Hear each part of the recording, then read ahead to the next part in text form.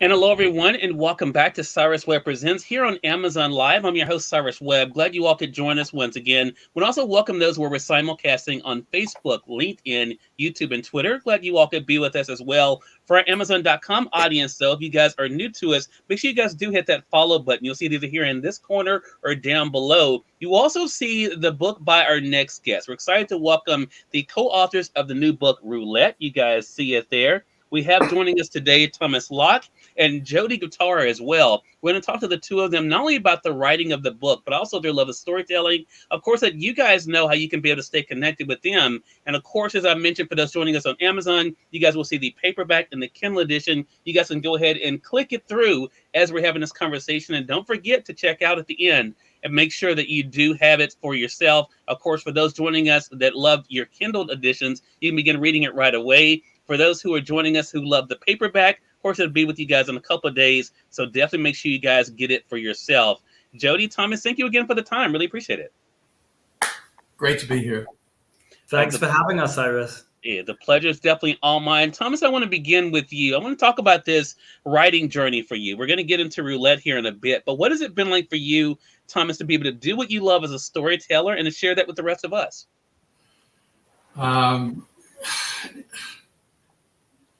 I have been a full-time writer now for 33 years, and it's still, I'm the luckiest guy in the world. Okay, Jyoti's coming up there, but it's a magical way to live.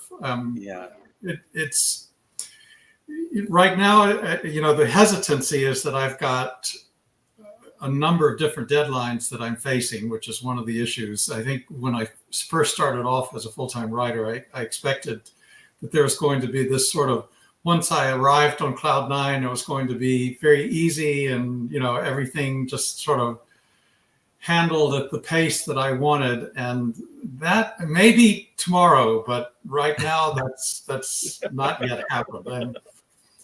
What Thomas is telling me, it doesn't get easier than this? Oh my God. Not yet. Not yet. One day. Love that. Love that. Jyoti, what about for yourself? I mean, what has it been like for you as a storyteller to be able to do what you love, to be able to write books like this, and to be able to see the way that readers respond to it? Cyrus, Thomas Locke and I had sort of the inverse journey. So Thomas was an international consultant and an executive at a pharmaceutical company, which actually came in handy while we were researching for that. Right. And then he became a full-time writer, like Thomas just said. I dropped out of school when I was 15 years old, and I became a full-time writer when I was 17. And I published my first 3 books by the age of 21. Then in my mid-20s, when I was getting interested in young ladies and thinking about marrying and settling down, I thought to myself, hang on a minute, maybe I should look into this thing called a salary. Yeah. So that was my journey. So I consider it still a wonderfully blessed start to my adult life, to have started as a best-selling author, to have given hundreds of readings in multiple countries, and to have balanced what I did as a hobby and then as a profession, but really my passion for stories, being able to translate that into the business environment. And that's why I say that Thomas and I sort of reversed our careers in that sense. Love that. I'm going to say hello to you, Peaches, on the Amazon side. Thank you so much for that follow as well. Jyoti, I'm going to stay with you for a second. I'm going to ask you a similar question, Thomas, because one of the things I did in prepping for this segment, and it's interesting hearing you talk about becoming a bestseller so early, Jyoti, because one of the things that you did so early also is trying to encourage others on their storytelling journey, especially young people. What has that been like for you to know that you've not only been able to find your passion, but you're helping other people in discovering and nurturing their own. Yeah, Cyrus, I'm not 17 years old anymore, but it's still great to see, even today, just the other month, I saw one of these listicles, I think they're called, 10 young writers who wrote books in their teens. And apparently people are still talking about that. And it is wonderfully gratifying. In fact, I just got back from Nashville, Tennessee, yesterday, and I was speaking at a literary conference there, thanks to a friend of Thomas Locke's who used to edit his books at a HarperCollins imprint. And one of the writing professors there introduced me to a young lady who was writing fiction with her twin sister, just like I did. Wow, that's amazing. My first few fantasy novels. And she was very excited to learn from me because I had a similar journey. And I still teach creative writing, just as Thomas has taught for many years at Oxford University. I speak and teach at different levels in Switzerland and around the world. And I love it because you see these people who remind you of yourself, and they have the similar sort of questions and struggles that you had. And I always leave these sessions with a great sense of energy. So I get at least as much out of these sorts of times as they do, I'm sure. Yeah, love that. Thomas, what about yourself? I mean, you have had such a celebrated career. What has that been like for you to know that you've been able to inspire others on their own writing journey? Okay, we have to add to this. Jyoti and I actually met when I was teaching at a C.S. Lewis conference at Oxford, and wow, that's the only time it's ever happened. But I mirror what Jyoti says. It's been one of the most beautiful things about this, and particularly if I feel like I can help younger writers avoid some of the mistakes that I made early in my career. That also has been magic. It really has. Thomas, one of the things that Jyoti also mentioned, of course, is something that comes up in the new book, Roulette, and that is the big what if scenario. How much are you driven by that, Thomas, when it comes to writing? Is the what if kind of the thing for you, or does the character speak to you normally first? It depends on the story. In this particular case, it was definitely the what if. Okay. Jyoti, do you want to tell them the story, or shall I? Well, maybe I should start, Thomas, and then I'll ask. So here's what happened, Cyrus. I think it was 2015, but talking several years ago, and I am a writer in residence at the United Nations Partner Organization in Geneva, Switzerland, called the Geneva Center for Security Policy.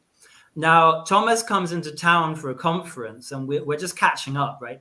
And I had just finished teaching business storytelling as an executive education seminar. And there's this massive whiteboard in the facility. And Thomas, being the creative person he is, he's always juggling ideas. And so he starts sketching on the whiteboard, what if? And that actually became one of the first scenes for Roulette. Now, Thomas, tell them the story, because I only just found this out while we were going through publicity materials and press kits and stuff like that. Because I always thought that Thomas spontaneously had this idea. Turns out there was actually some science behind it, which is even more impressive. Wow. My background was in international pharmaceuticals. I was back before I was able to live from the writing for 3 years. I served as director of a Swiss generic pharmaceutical company. Jyoti and I had decided through correspondence and phone calls and so forth that we wanted to try to put this story together. And soon after, but no idea, we just knew we wanted to try to write together. We had no idea what the story was going to be. Right.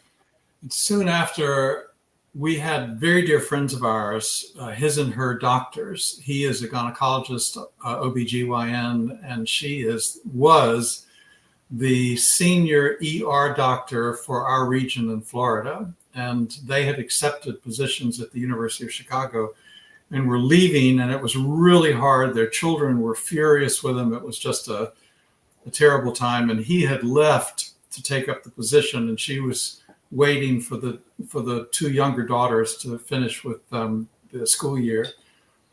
And I invited her out for dinner, and we sometime around opening the second bottle of wine, we started talking about nightmare scenarios because I knew nothing about the ER situation. Mm-hmm.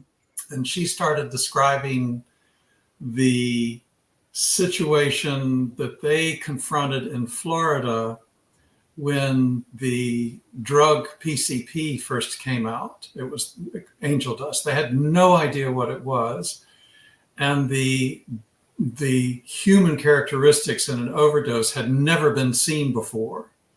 So all of a sudden, they went from having a fairly good idea of what to expect in virtually all of these drug-related crises to having this new thing that was popping up everywhere in Florida. Literally within a couple of months, it went from having no connection whatsoever to the Florida young population to being basically at every university.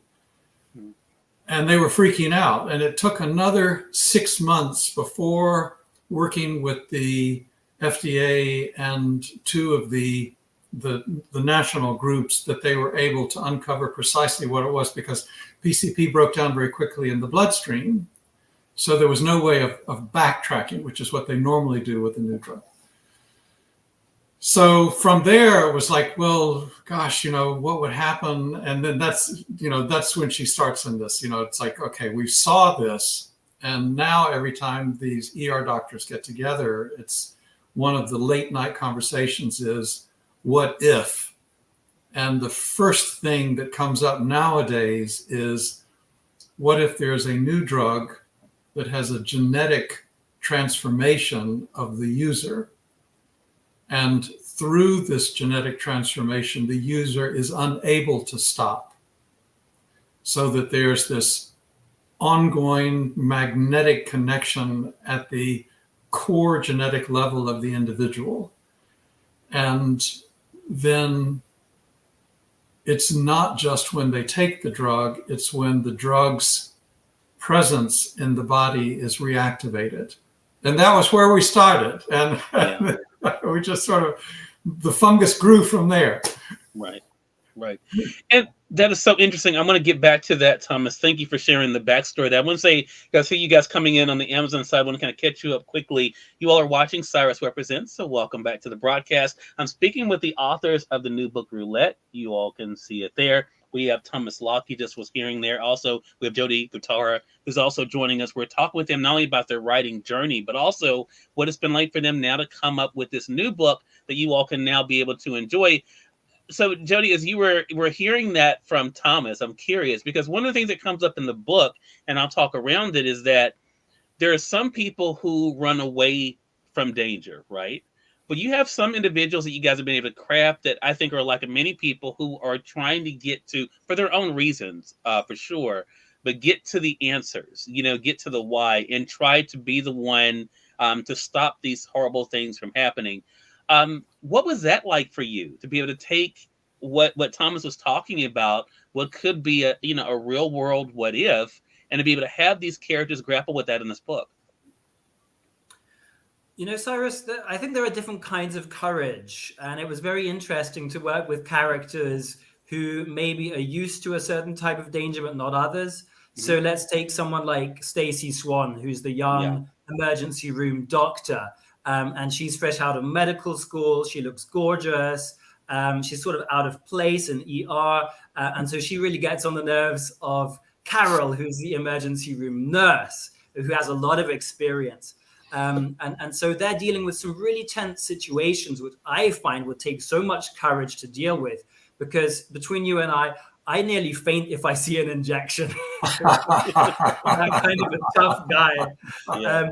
And then when these stories start coming out of funny things happening to the people who are taking this new drug, Roulette, then you've got this secret agent kind of character who comes down from DC, and seems to be sent by the White House, but at the same time, the investigation has to be kept quiet, which leads to questions from the sheriff, like, why did it take you so long to come?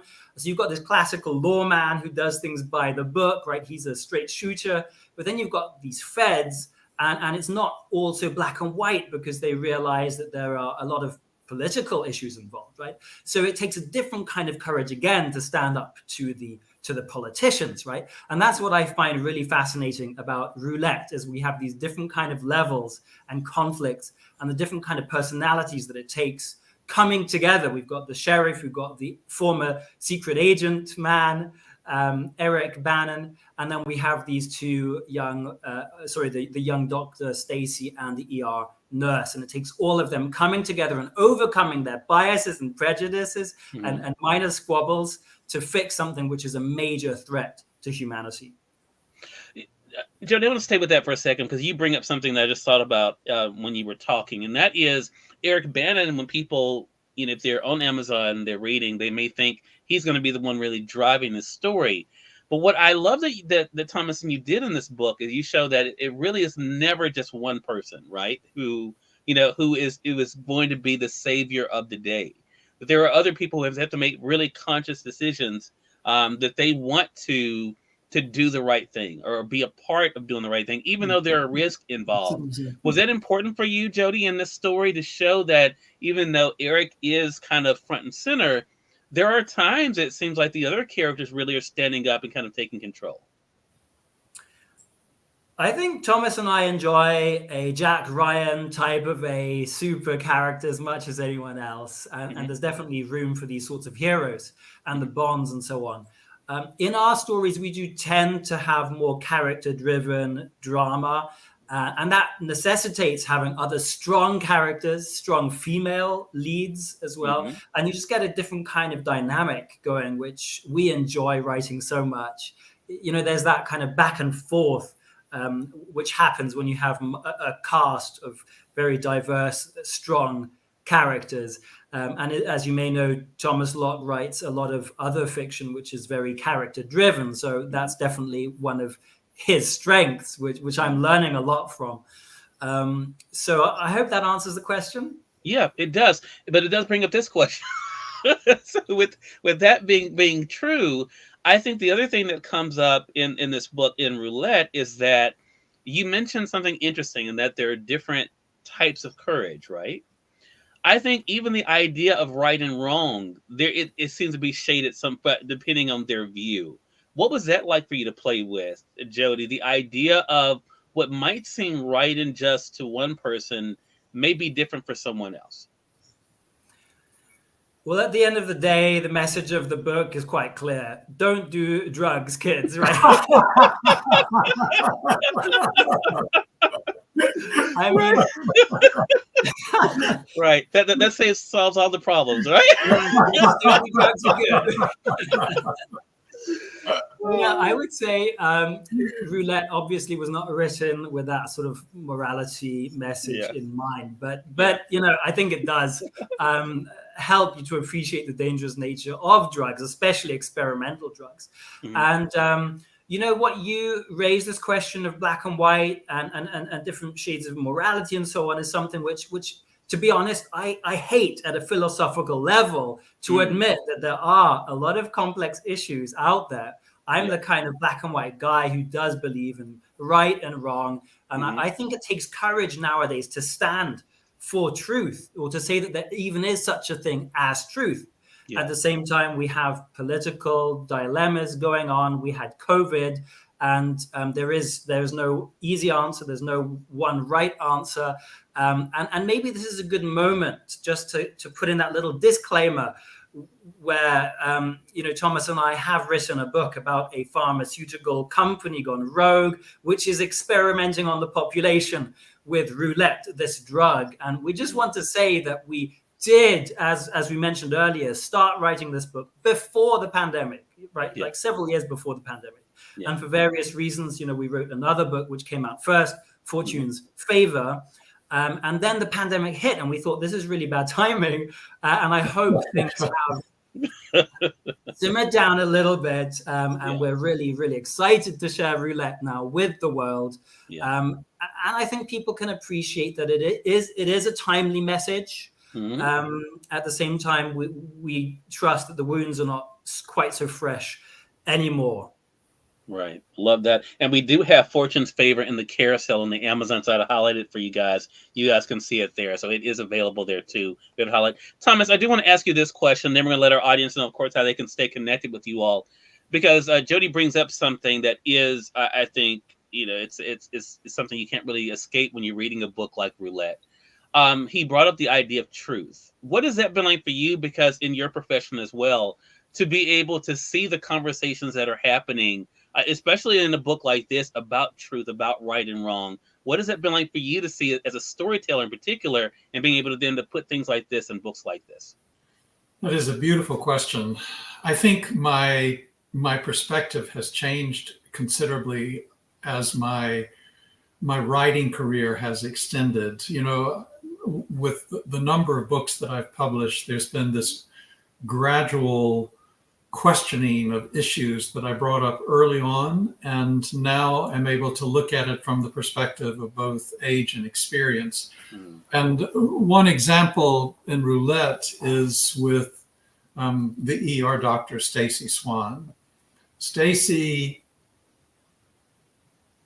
to say she's repressed isn't, it's not the right word, but I can't think of a better one. I don't know if Jyoti can come up with something better, but she's really had a very difficult go of it. She took a high road in a moral issue, a professional issue at the hospital where she was doing her residency. And as a result, not only was fired, but also her reputation was basically destroyed. And the only job she could get was in this county clinic as the number 2 ER doctor. So Stacy does not take the drug, but she is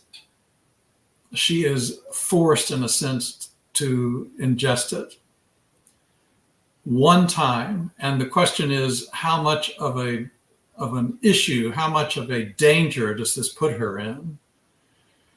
And we never resolve this. You can't say that the changes that Stacy went through were the result of the drug. It might have been, but what does happen is that for the first time in her life, she becomes the champion.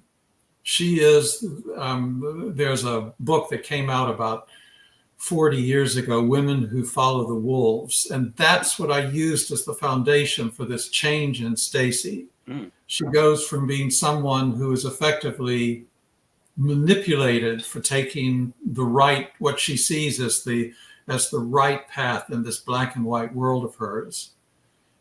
She's changed into someone who is willing to do whatever it takes to stand up for her friends. And I find this multidimensionality of character development to be something that just enriches the story. I'm really pleased with her. If we ever do a sequel, Stacy's the only one I have to bring back. Jyoti can have all the others he wants, but for me, Stacy has to be in charge. All right, I love that. Well, we definitely want our audience to dive in. It's the perfect time for them to be able to add a little bit of roulette to their lives, the book at least. So make sure you guys on the Amazon side, go ahead and click through and get your copy of Roulette. Is available in paperback and the Kindle edition. Thomas, Jyoti, great conversation with the two of you. I really do appreciate it. Thomas, how can our audience stay connected with you? Jyoti and I have several websites that we're bringing together. Jyoti, do you want to tell them about that? Yeah, so www.storyworlds.inc, I-N-K. That's storyworlds.inc with a K, just like painting a canvas kind of ink. And we have all of our other social media channels linked from there. And I just want to add that Roulette is also out as an audiobook now, in case you have that, which is also on the Amazon page. Love that. Love that. Thank you so much for sharing that. And thanks to the two of you for stopping by the broadcast today. Really do appreciate the time. Thank you so much for having us, Cyrus. This was a joy. Thank you. And we thank your audience for tuning in to another great segment of Cyrus Webb Presents on the Amazon side. Again, if you have not done so already, make sure you guys do hit that follow button. You'll see it either here in this corner or down below. Stay connected with all of our programming here on Amazon. Until next time, I'm Cyrus Webb saying thank you so much for being with us. We'll talk to you soon. Take care.